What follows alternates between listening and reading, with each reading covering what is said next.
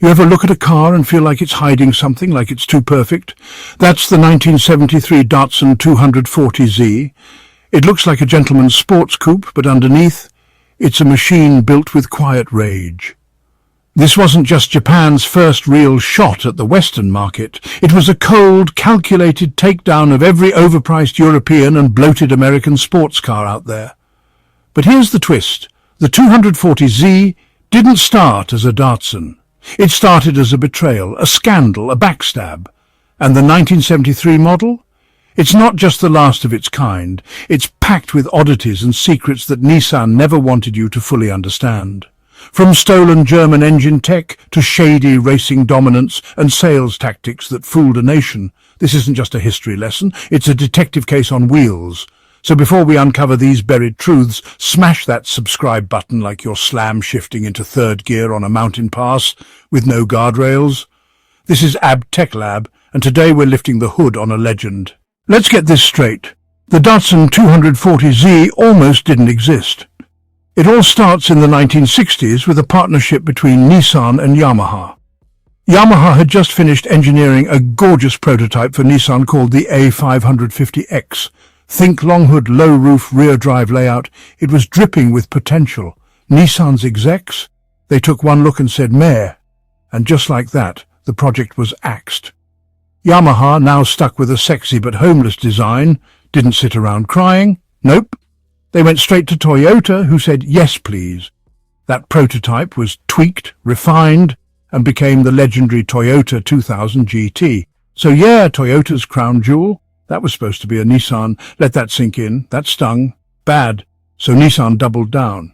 They greenlit a new project led by Yoshihiko Matsuo, a man with a vision and a rebellious streak. He defied the company's original conservative specs, and instead pushed for a low-slung, lightweight, rear-wheel drive sports car that could conquer America. And it worked.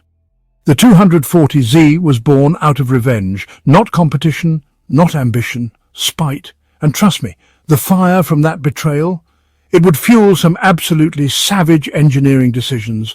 But let's talk about what was actually lurking under the hood, because it wasn't as innocent as it looked. Open up a 1973 240Z, and there it is. The L24 engine sitting pretty. 2.4 litres, inline 6, 151 horsepower, 146 pound-feet of torque. Not earth-shattering numbers today, but back then, that was sports car royalty. But where did this engine really come from? Whispers, Germany. Nissan took inspiration from the Mercedes-Benz M180/6 and reverse-engineered it. The result was the L-Series engine. Tough as nails, reliable and happy to rev, and it was like they took a German power plant, gave it a samurai sword, and told it to go fight some Mustangs. The 240Z wasn't about straight-line domination, it was about balance. The car weighed just 2,300 pounds. That's lighter than a modern-day Miata. It had near 50/50 weight distribution, fully independent suspension, and, depending on where you were, a 4 or 5-speed manual that felt sharper than a sushi chef's knife. And those twin Hitachi SU-style carburetors. They were cheap copies of British SU carbs, but when tuned right, they were gloriously responsive. You just had to know what you were doing, or know a guy named Dave who did. This thing handled. It didn't just want to go fast, it wanted to dance through corners, and it danced all the way to the racetrack. But what happened there?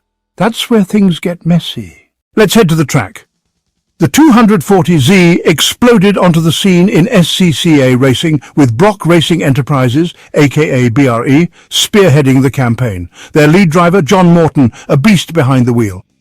In 1970 and 1971, Morton and the BRE 240Z dominated C production class, humiliating competitors like Alfa Romeo, BMW, and even the Corvette. But not everyone was clapping.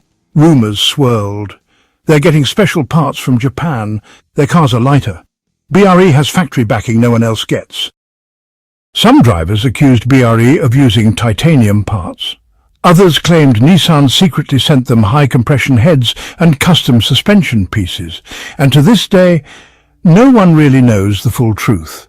Nissan always denied it.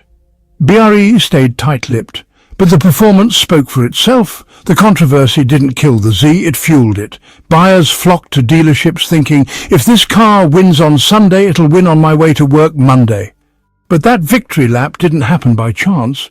It was part of a master plan. And you're not going to believe what Nissan did to manipulate the US market. Nissan didn't just sell the 240Z to Americans.